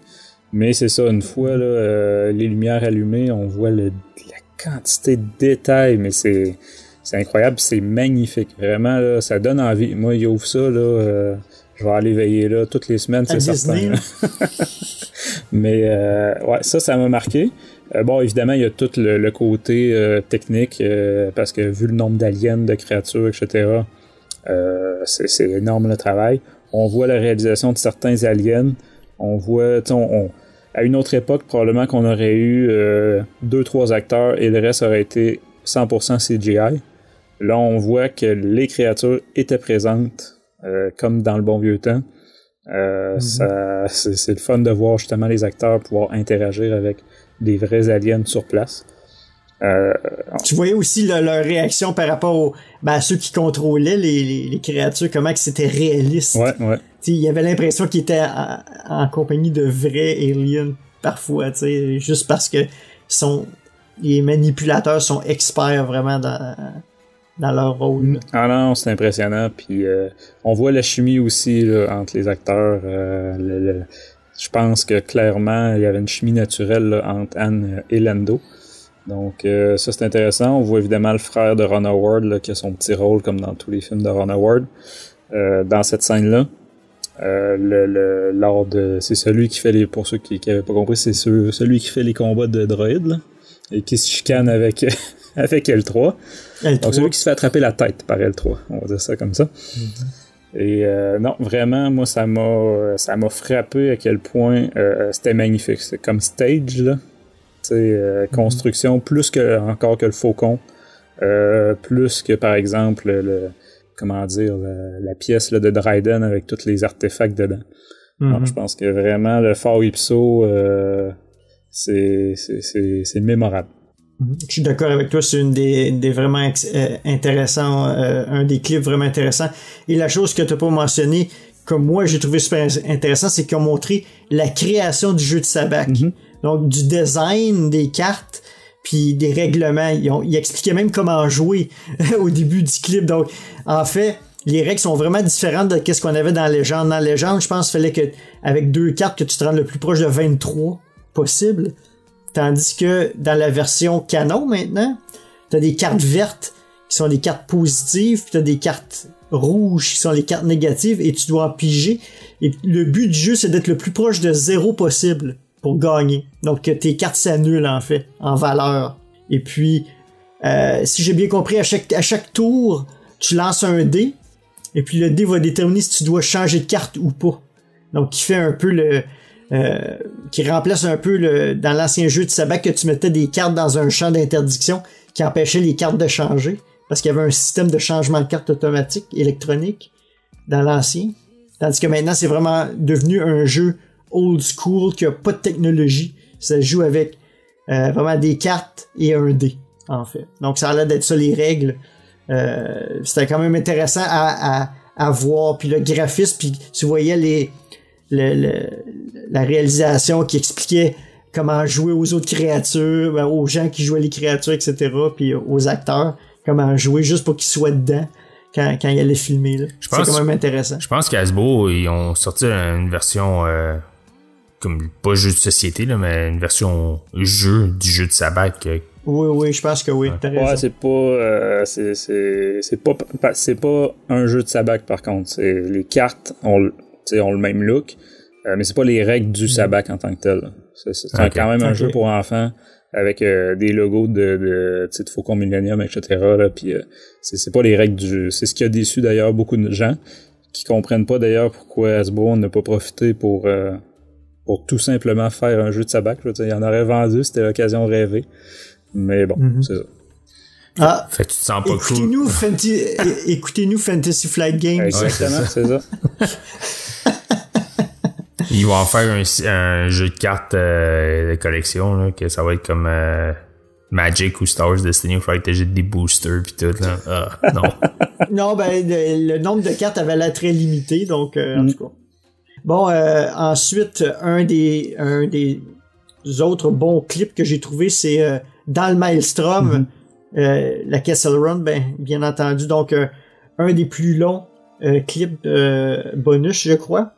En fait, on explique vraiment comment que la phrase, c'est le vaisseau qui a fait la Kessel Run en moins de 12 parsecs, comment que ça l'a inspiré toute cette scène-là, qui est comme vraiment le corps du film, pratiquement, toute la fin du film.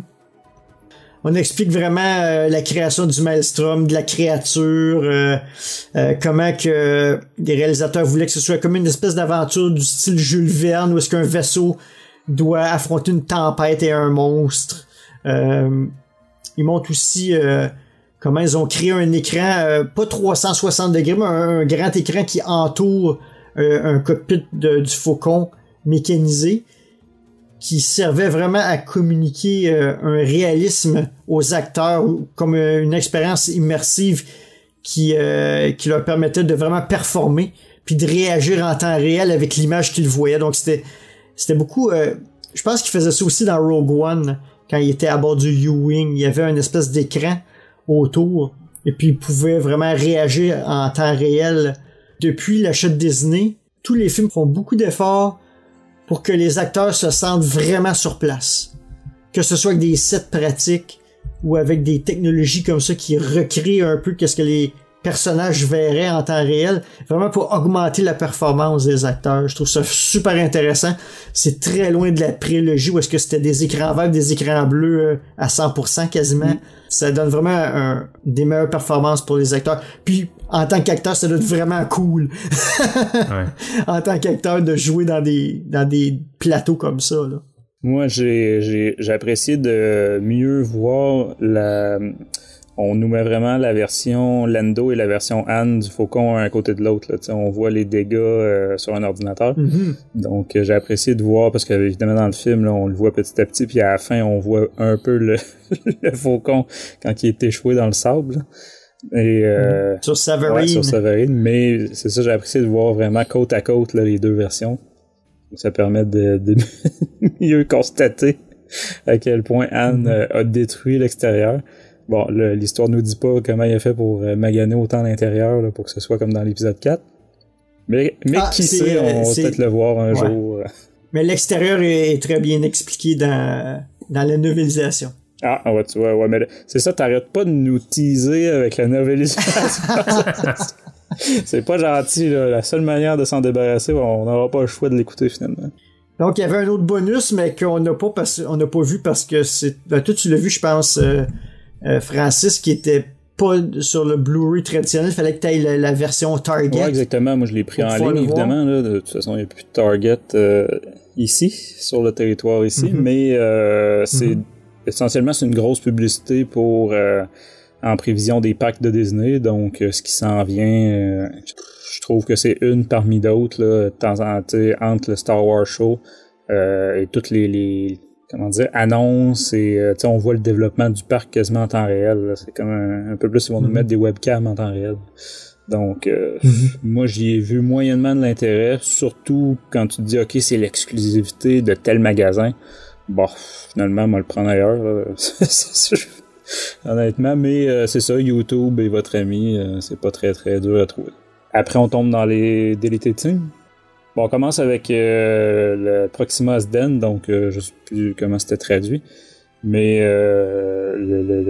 l'extension du début du film avec la scène d'arrivée de Han qui est allongée. Moi, j'ai trouvé ça quand même intéressant. Je comprends que ça, puis la scène tout de suite après qu'on parlera, c'est sûr que ça venait allonger quand même pas mal l'introduction sur Corellia.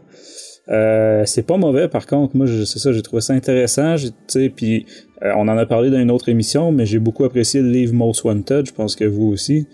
Donc, moi, ça me parlait plus à cause de ça. Mais je comprends que dans le tempo du film, c'est vrai là, que ça faisait une très longue introduction. Mais j'invite tout le monde à la prendre quand même là, pour voir. Ça donne un petit peu plus de contenu, mais celle-là, c'est vraiment du coupage, dans le sens qu'elle n'a pas été remplacée vraiment par autre chose. Non, c'est ça. Elle aurait pu être laissée... Mettons qu'on avait droit éventuellement à une version du réalisateur plus longue. Là. Celle-là, elle pourrait être mise au complet. En fait, moi, je pense que elle a été remplacée, selon moi, parce que là, ici, on voit Han Solo qui vient voir Qi'ra quand elle est couchée dans un espèce de lit. Ouais. Et puis, qu'elle s'est réveillée, tandis que dans le film, je crois, hein, Han Solo vient la voir et elle est juste pas couchée, elle est comme réveillée, puis ils se croisent dans un couloir ou quelque chose comme ça. Dans les deux cas, c'est la première fois qu'ils se revoient depuis qu'Han Solo est parti faire l'échange de coaxium. Donc, j'ai l'impression qu'ils ont tout simplement choisi une des deux qui était plus propice, puis qui s'embrassaient aussi pour montrer qu'il y avait une relation là, c'est vrai. Deux. Ouais, t'as raison, j'avais pas fait attention. Mais effectivement, ça aussi, ça fait écho à Most Wanted. Là. Mais c'est vrai que dans la version finale de Solo, il n'y a pas ça. Tandis que dans la version coupée, là, on voit que, par exemple, que Qi'ra, elle se protège avec un couteau quand elle se fait réveiller par Anne. Puis là, elle sort un couteau, donc elle est prête à se défendre. Ça montre un peu un autre côté d'elle, peut-être, qu'il voulait pas nécessairement montrer à ce moment-là. Montrer juste plus tard qu'elle était capable d'être badass puis botter des culs sur Kessel. Ensuite, on s'en va à la course dans le marché de Corellia. Donc, scène très intéressante qui a été mise en ligne avant que le DVD sorte d'ailleurs, avant que le Blu-ray sorte. Donc, c'est une poursuite. Une fois que le speeder de Anne soit comme bloqué de travers dans la ruelle, ben, ils partent à pied.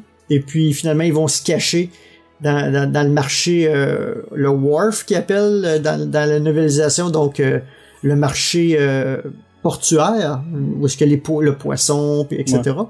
Et puis là, ils se cachent dans un baril, étant donné que un baril d'anguilles, étant donné que les anguilles ont une odeur, puis ils se font poursuivre par des chiens.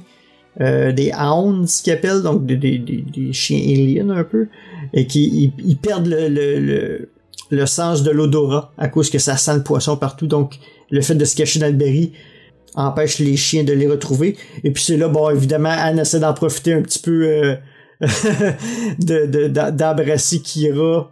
Bien sûr qu'elle dit c'est pas le moment. Et puis là d'avoir une petite blague qu'une anguille qui est rentrée dans les pantalons d'Han Solo, puis il pense que c'est Qi'ra qui passe sa main, mais non, c'est désolé. C'est un petit peu drôle, c'est bien humoristique ce petit segment, j'ai bien aimé. Celui-là effectivement aurait pu aussi là, être laissé dans le film. Moi, je pense que ça donnait une tournure un petit peu plus, justement, rigolote là, dans l'introduction, alors que dans la version finale, après, on est tout de suite aux douanes, là, tu sais. Mais... Ça montre vraiment la relation entre Anne et Qi'ra aussi. Ouais, c'est ça. C'est une couche supplémentaire de comment on les connaît, là. Mais non, j'ai bien aimé quand même. J'aurais aimé qu'elle soit laissée dans le film, mais c'est ça. Je remets pas en question le rythme que Ron Howard voulait donner. Sinon, ensuite, on avait Han Solo Imperial Cadet. Donc, le temps, toute la partie qui est sautée, où est-ce que Han est à l'académie de pilote de la marine impériale. Celle-là, je dois dire que je l'attendais. J'étais vraiment curieux de voir ça. Et au final, je suis plutôt satisfait qu'il l'ait fait sauter. Déjà, bon, faut dire qu'elle était peut-être moins finie que les deux précédentes. T'sais, on voit que côté effets spéciaux, etc., c'est pas final.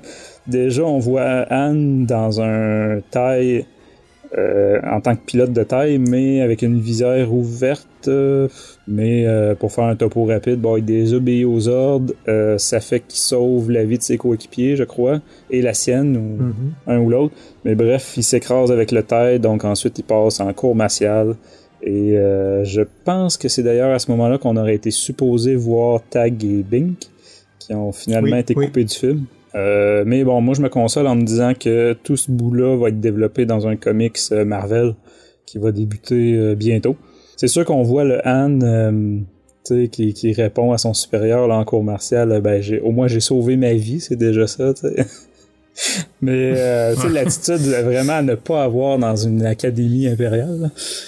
Mais c'est ça, j'ai trouvé que au final c'était bizarrement scénarisé.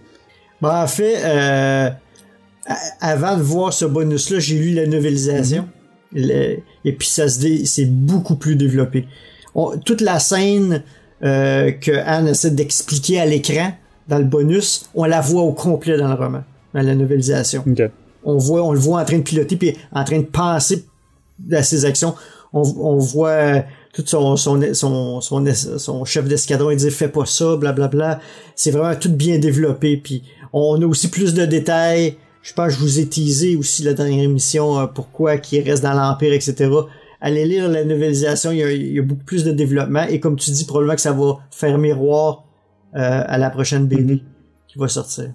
Il y a beaucoup de détails dans le roman par rapport à sa période de cadet impérial en tant que pilote. En fait. Ouais, ça va être intéressant. J'imagine que ça sera pas dans la BD d'adaptation de la novélisation, parce que là, en plus, il y a la couverture. Ouais. La couverture, on voit un taille écrasé sur la couverture, puis il se fait gueuler après par un officier. En fait, c'est justement la scène qu'on voit, là. Il s'écrase dans le sas d'un Star Destroyer. J'ai l'impression que ils reprennent immédiatement après sur la couverture. Okay. Ben c'est ça c'est la BD qui va vraiment s'appeler Imperial Cadet. Alors qu'il y a aussi la BD adaptation de la novélisation. Donc c'est sûr que j'imagine qu'ils vont pas faire la même chose dans les deux. Là. Probablement que ce bout-là va être sauté dans la novélisation, en tout cas dans l'adaptation. Pour réserver ça c'est un 5 numéros, là, une série de 5 numéros sur Imperial Cadet uniquement. OK. Ensuite, on saute à la bataille de Mimban étendue, donc un peu plus longue. Encore une fois, je vais mentionner la novélisation. C'est que on voit à ce moment-là que l'équipe de Beckett était composée d'une autre personne. T'avais Val, Rio, et puis une personne qui s'appelait Corzo, qu'on voit dans la novélisation aussi, mais qui meurt immédiatement. Donc, on le voit mourir dans la scène étendue. Puis je pense que dans les commentaires de Kasdan, il dit on a décidé de la couper pour pas être obligé d'introduire un autre personnage qu'on tuerait immédiatement. Donc là on l'aperçoit très rapidement dans le film. Là. C'est ça. Quand t'as pris les bonus, tu t'en rends compte plus, là, mais ça vient expliquer aussi pourquoi Beckett voit l'intérêt de prendre Anne puis surtout Chewbacca pour remplacer, parce que le personnage en question c'était les muscles de l'équipe. Donc, c'est ça, en prenant Chewbacca, il vient remplacer celui-là qui est mort. Moi, ce que j'ai aimé de cette scène supprimée-là, ça vient rallonger la bataille, évidemment, donc ça amène un petit peu plus de guerre de terrain. Ça rajoute à l'ambiance Première Guerre mondiale. C'est très intense, très intense. Ouais, c'est ça. Fait que je trouve ça dommage quand même, parce que ça donnait un des défauts que je reprocherais à Star Wars, c'est souvent l'irréalisme des batailles, l'aspect militaire, et souvent tu te dis, mais voyons, qu'est-ce que c'est? Il fait juste y penser 2 minutes, là. Mais celle-là, je dois avouer que... Puis on voyait un peu plus aussi de Minban, ou de Minbanese, en tout cas les indigènes de la planète qui se défendent. Donc, c'est dommage, mais encore une fois, c'est une question de rythme. Ensuite, on avait la version étendue ou plus longue de la bataille entre Anne et Chewbacca dans la boîte dont on a parlé plus tôt. Donc, déjà que le tournage a pris 3 semaines et a été ultra pénible et tout le monde les prenait en pitié, j'imagine que ça doit être d'autant plus insultant de savoir que la scène a été autant coupée. C'était un peu répétitif. Je pense qu'au final, le montage qu'ils ont fait est quand même très bien, là, parce que ça dure quand même plusieurs minutes là, de plus. Oui, c'est ça. Donc, à un moment donné, tu te dis... comment que Anne fait pour résister si longtemps? Il se fait vraiment ramasser, là. Tu sais, je le vois, il se serait fait casser le dos comme 2-3 fois, là. Il se fait lancer sur la colonne, lancer ses murs, c'est assez intense. Ouais, ben une des choses que ça m'a fait remarquer justement, c'est l'espèce de protection qu'ils ont dans le dos, là. Que ce soit Stormtrooper ou là, les soldats d'infanterie, là, tu sais, il y a une espèce de... Pas de coquille, là, mais bref, une structure dans le dos. Fait que là, je me disais, ouais, ok, ça le protège peut-être un peu. Mais ouais, il se fait effectivement assez démolir par Chewbacca. Donc, l'intérêt que ça dure aussi longtemps que la version étendue, je pense que sur celle-là, ils ont quand même bien fait là, de raccourcir un peu. Ensuite, on passe à un petit truc qui est fun, mais c'est inutile. C'est une bataille de boules de neige entre Chewbacca et Han, qu'on avait vu aussi en ligne à l'avance. Ça, je pense que ça l'a apparu parce que en regardant tous les autres bonus, à un moment donné, ils filment les scènes de neige en Italie. Et tu vois tous les artistes du plateau commencer à se battre avec des boules de neige. Je sais pas si tu t'en souviens, Francis. À un moment donné, tout le staff commence à se lancer des boules de neige, autant les acteurs que les techniciens. Puis j'ai l'impression qu'ils ont comme décidé de faire cette petite scène-là juste pour le plaisir. Là. C'était pas prévu vraiment. Là. Je pense que c'est juste impromptu que c'est arrivé, puis ils ont décidé de le garder pour les bonus. Parce qu'ils avaient fait une petite bataille de boules de neige entre le staff et les acteurs. C'est ça. Ben ça, c'est sûrement la scène coupée que tout le monde en la voyant va se dire « Ouais, ils ont vraiment bien fait de pas la garder. » Parce qu'il faut avouer que c'est 100% inutile et limite quasiment irrespectueux pour Beckett, tu sais, qui viennent enterrer Val. Puis les autres, ils se tirent des balles de neige pour rien. Là. Ouais, Rio aussi, j'ai oublié. Mais bon, c'est ça. C'est la petite référence, effectivement, au tournage. Sinon, ensuite, on était dans Meet Dryden, donc version étendue aussi, là, plus longue de la rencontre avec Dryden Voss. Ça aussi, je pense, moi en tout cas, l'impression que ça m'a laissé, c'est un peu comme la bataille dans la boîte. C'était peut-être un peu long pour rien. On voyait plus de détails, donc pour les maniaques comme moi, là, des petits détails dans justement la pièce, c'est quand même magnifique, là. Son yacht, comme la salle de collection. Hein. Ouais, puis avec toutes les références, là, ceux qui ont suivi un peu, là, il y a beaucoup de références, entre autres à Indiana Jones et toutes les œuvres de Lucas par le passé, et de Ron Howard aussi. Mais du point de vue déroulement du film et de l'histoire, etc., je pense que le montage qu'ils ont fait est quand même un meilleur montage que celui de cette scène-là. Ouais, ça donne pas grand-chose. La seule chose qui me reste en tête, c'est que Anne mange des nouilles. Ouais, c'est ça, on le voit comme... il goûte à une espèce de créature qui aurait dit goûte à ça, là, pendant que tu vois Beckett puis Dryden s'échanger, pas des menaces, mais vraiment parler à voix haute. Pendant que Anne, il fait juste manger des nouilles. Ou une créature quelconque. C'est pour montrer qu'il manque de manières. Tu sais, qu'il est dans une place chic, tu sais, avec tout le monde bien habillé, les bonnes manières, etc. Alors que là, il y a de la misère à manger ses nouilles sans les faire pendre jusqu'à la poitrine. Là, donc, Et puis finalement, la dernière scène coupée, c'est la double trahison du coaxium. Donc en fait, on voit juste Anne qui demande est-ce qu'il y a un autre contenant pour mettre le coaxium pendant que le vaisseau de Dryden Voss vole au-dessus de leur tête en train d'atterrir. On voit que c'est une scène qui est non finie puisque le vaisseau de Dryden Voss n'est pas vraiment fini, il est vraiment en animatique un peu. Mais je comprends pourquoi ils l'ont coupé cette scène-là parce que ça dévoile que Anne a une idée pour vraiment tromper Dryden. Puis ça, il fallait pas le savoir nous en tant qu'auditeur tout de suite. En tant que fan, fallait qu'on l'apprenne plus tard au moment où est-ce que ça avait lieu. Ouais, c'est ça dévoile le punch. Une surprise, ça dévoile le punch. Donc c'est une bonne chose de l'enlever là en fait. Merci messieurs. Je crois que vous avez donné un rapport assez détaillé de tout ce qu'on peut retrouver sur le Blu-ray. Pour ce qui est de la version des films tant que tel, moi j'ai vu la version 4K. Donc juste pour vous donner une petite critique rapide de la qualité visuelle et audio de la version 4K. J'ai regardé brièvement le Blu-ray pour essayer de comparer. Ce que je peux dire, c'est que c'est un film qui est quand même assez difficile à juger côté 4K, même si oui, il y a une différence côté détail. Mais qu'est-ce qui arrive, c'est que le film, c'est un film qui est déjà très lugubre, hein, qui est très sombre. Donc, c'est pas un film où on va voir plusieurs couleurs différentes, puis que tu sais, c'est là qu'on pourrait voir qu'avec la version 4K puis avec le HDR, qu'on verrait vraiment là, une grosse différence côté résolution. Mais il y a quand même des bonnes différences. On le voit surtout comme genre le chandail jaune de Lando, sa chemise jaune, quand on est à l'intérieur du Faucon Millenium. Une scène aussi que j'ai trouvé que c'est là vraiment que le 4K ressortait beaucoup. La qualité 4K, c'était lorsqu'ils sont dans la scène où il y a le braquage du train.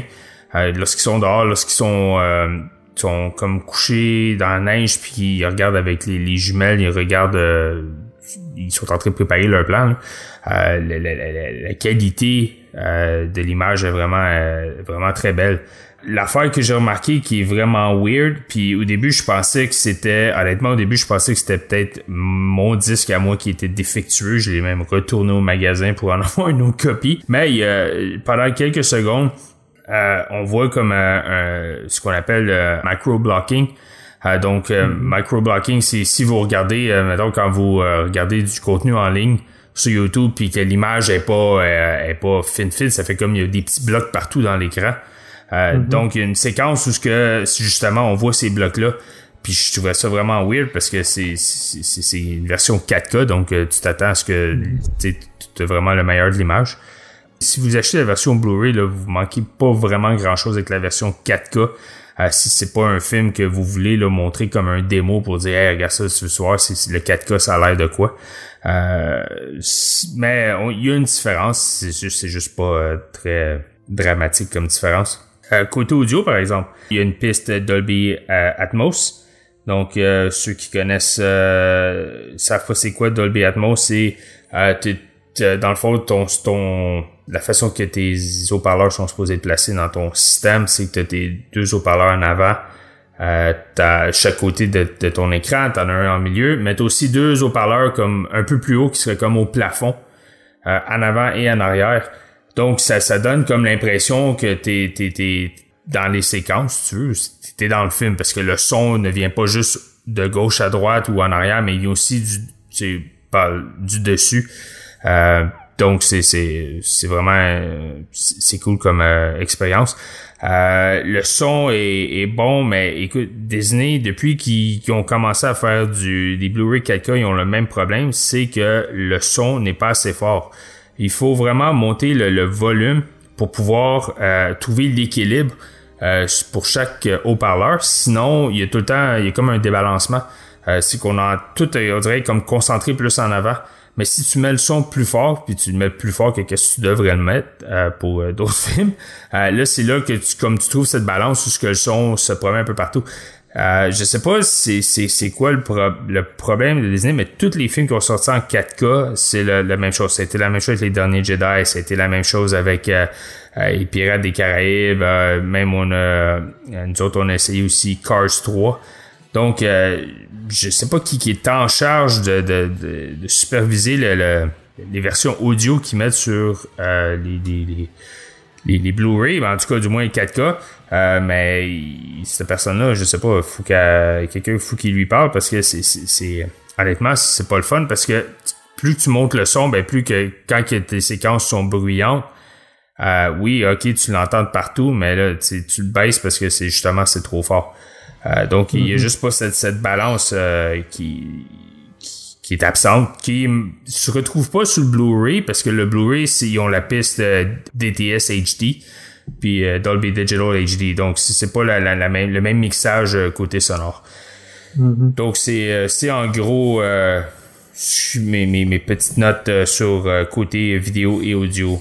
Donc, le dernier sujet que nous voulons discuter concernant Solo, c'est Jon Kasdan qui écrit 52 faits insolites sur la production de Solo. Il a mis ça sur son compte Twitter. On remercie Planète Star Wars qui en ont fait de la traduction. Donc, nous avons quelques petits points que nous avons notés, intéressants, des petits faits intéressants. Si je commence le premier que moi j'ai noté, qui est le point numéro 9, qui est le Coronet Spaceport.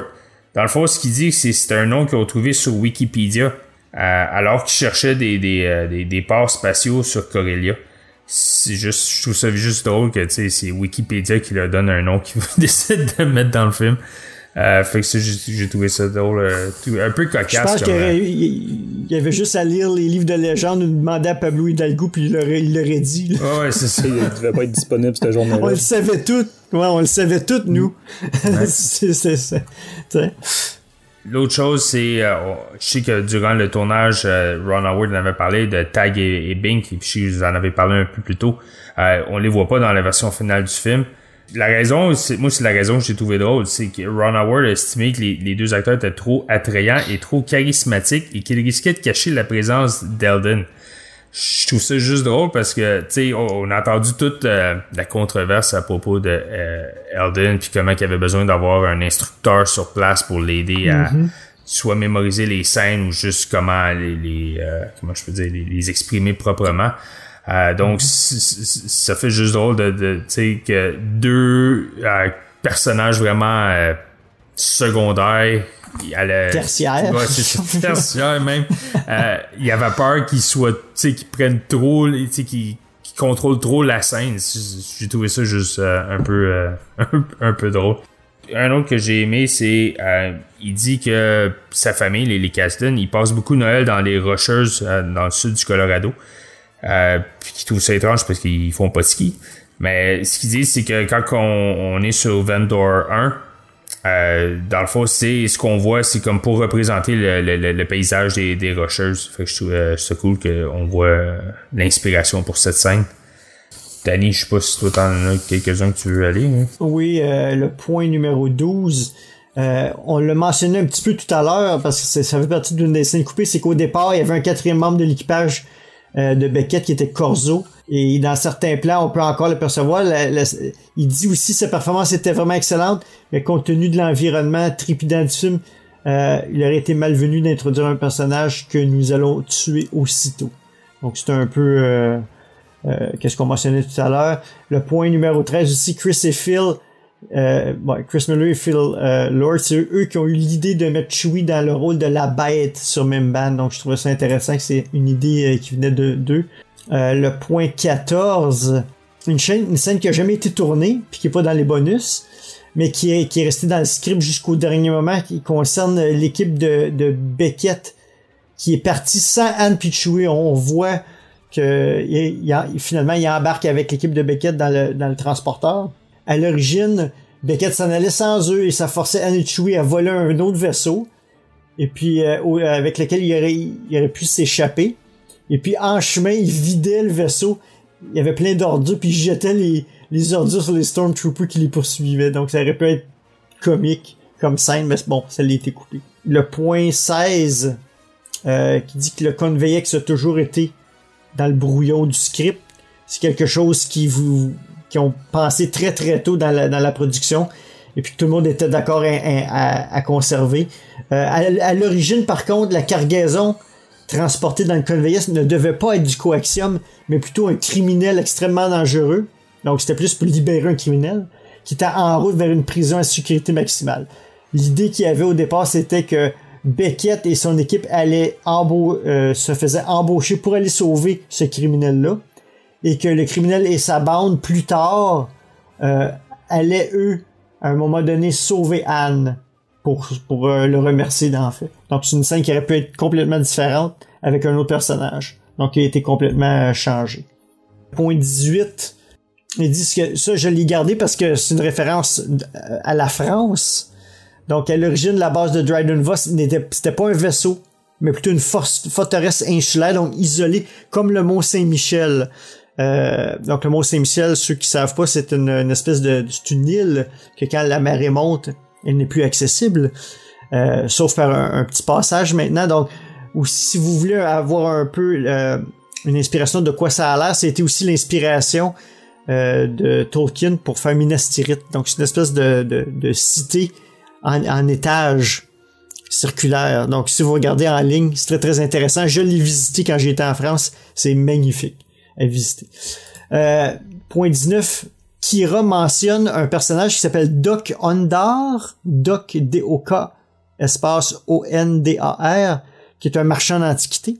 Donc, on nous dit, rappelez-vous de ce nom-là, que Kasdan mentionne. Apparemment, c'est une référence à quelque chose qui va avoir dans un personnage qui va avoir dans les parcs Galaxy's Edge, apparemment.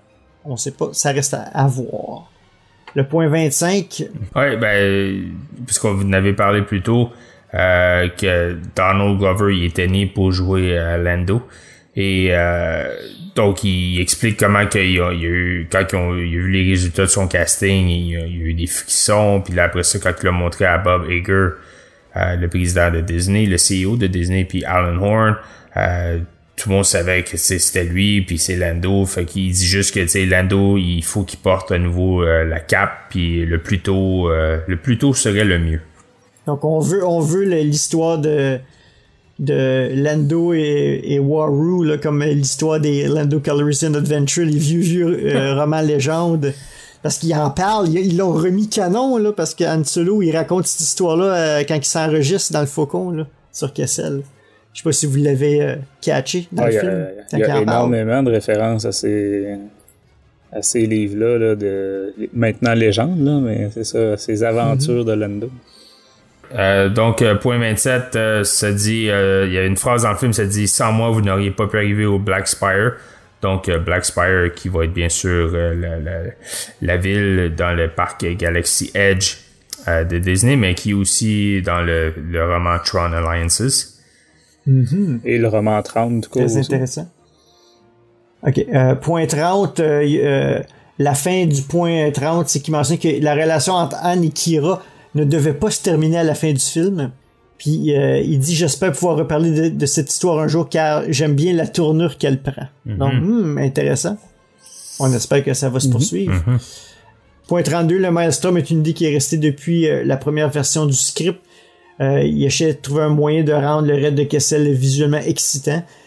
C'était la première chose, les scénaristes parlaient sans cesse.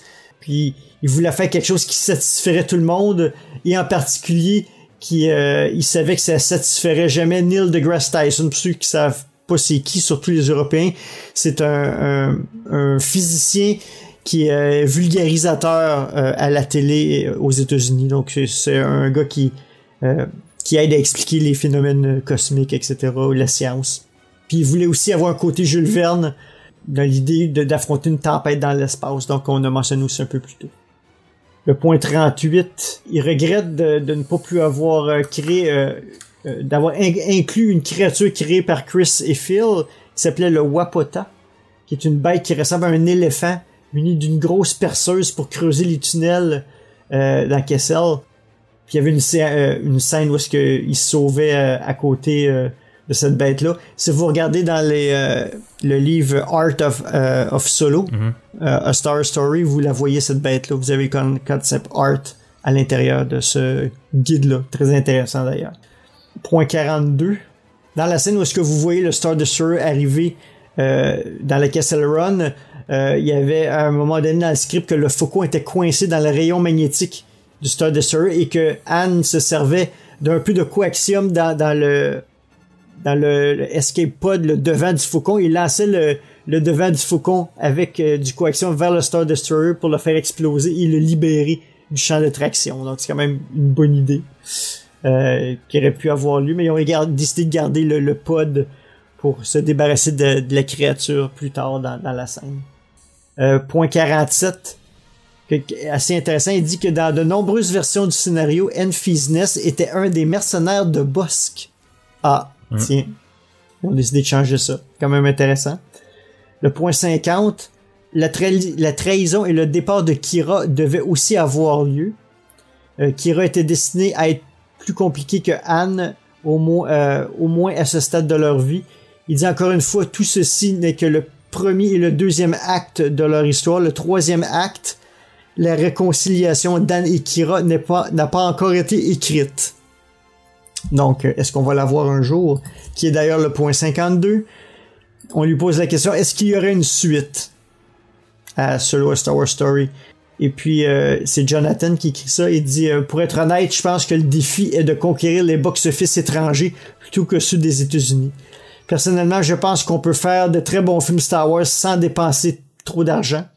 J'espère que ce sera la tendance des années à venir et peut-être que cette tendance nous permettra d'une manière ou d'une autre de raconter d'autres histoires avec Alden, Jonas, Emilia et Donald.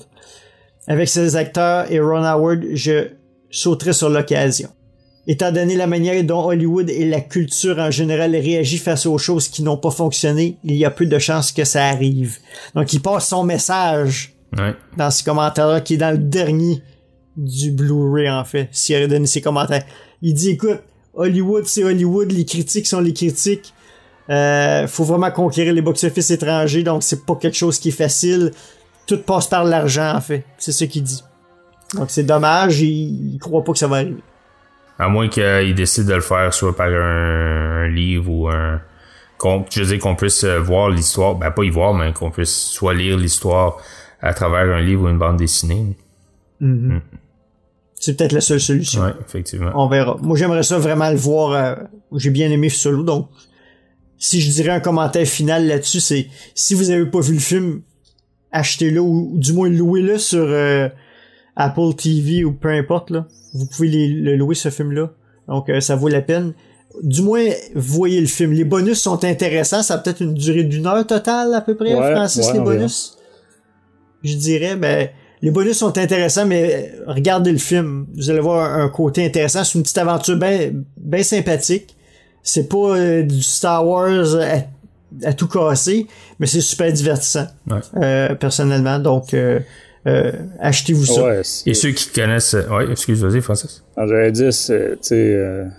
si on fait une minute éditoriale, justement, comme Kasdan avec son point 52, je dirais que si vous êtes fan de Star Wars en direct, puis vous n'avez pas encore vu Solo, il serait peut-être temps, parce que vous manquez un très bon divertissement dans l'univers de Star Wars. Je sais qu'il y en a qui se sont volontairement privés de ce divertissement-là pour plein de raisons, entre autres l'espèce de polémique qu'il y a eu avec les derniers Jedi. Il y en a que c'est les méchants Disney, là, donc je boycotte Disney. Effectivement, ce n'est pas un film épique. Effectivement, ça aurait pu être un livre. Mais c'est un excellent divertissement. C'est pas dans la saga Skywalker, mais c'est un bon film d'aventure. Moi, ça m'a rappelé le sentiment qu'on avait quand on écoutait des films d'aventure dans les années 80-90. Donc, je pense que c'était le but aussi, là, ça, ou les westerns aussi. Donc, c'est quasiment un Indiana Jones dans l'espace. Ouais, exactement. Donc, tu sais, je comprends là, que il y a des gens qui l'ont pas vu en se disant je vais attendre de voir les critiques. Je vais attendre qu'il sorte en Blu-ray. Ben là, il est disponible en Blu-ray. Il est disponible en ligne. Honnêtement, là, vous manquez vraiment quelque chose à vous priver de ce film-là. C'était la minute éditoriale de Francis. Oui, je dois dire une chose que j'ai trouvé drôle, ceux qui connaissent les Honest Trailers. Ouais. Ouais, donc je sais pas si vous avez vu celui pour Solo, mais la blague que je trouvais drôle, c'est que ça disait on nous a vendu Solo comme étant un film sur les origines de Han, mais c'est plutôt un film sur les origines de ses accessoires. Parce que tu sais c'est là qu'il y a son fameux son gun blaster, son blaster, qui a son Millennium Falcon, qui a Chewie. Fait que tu sais c'est comme c'est plus un film sur comment il acquiert tous les accessoires qu'on voit plus tard dans les autres films. Donc c'est sur ce que nous allons conclure l'émission. Si vous avez des impressions ou commentaires, n'hésitez pas à les laisser sur à notre email. Vous pouvez les envoyer à notre email à studio@starwars.direct, sur l'article de l'épisode sur la page starwars.direct ou sur la page Facebook, notre compte Twitter, notre compte Instagram et notre chaîne YouTube. Pour ce qui est des prochaines émissions, je sais qu'il y a un enregistrement qui a lieu bientôt pour les 4 premiers épisodes de Résistance, donc c'est à suivre dans les prochains jours. On rappelle aussi le recrutement qu'on a au Québec. Donc, comme on mentionné au début, si vous êtes passionné de Star Wars, vous voulez discuter avec des fans, vous avez la passion, allez sur notre site starwars.direct dans la section recrutement. Je voudrais mentionner que c'est pas seulement au Québec. Si vous parlez français puis que vous êtes dans la zone Amérique, ça fonctionne aussi. On rappelle aussi pour les t-shirts, donc ceux qui sont intéressé d'avoir t-shirt ou tasse de Star Wars en direct, vous pouvez aller à notre boutique qui est à starwars.direct/boutique. On rappelle que Star Wars en direct est disponible sur les plateformes suivantes: iHeartRadio, Deezer, Spotify, Stitcher, Google Play, Google Podcasts et Apple Podcasts. On remercie encore une fois nos partenaires Mint & Box, Star Wars Holonet, siteclan.net, Planet Star Wars, Star Wars Universe, Star Wars Geeks Québec, Star Wars Hype News et Génération Star Wars et Science-Fiction. De la part de Danny, Francis et moi-même, merci d'avoir été à l'écoute de Star Wars en direct, la voix du fandom Star Wars, et que la force soit avec vous.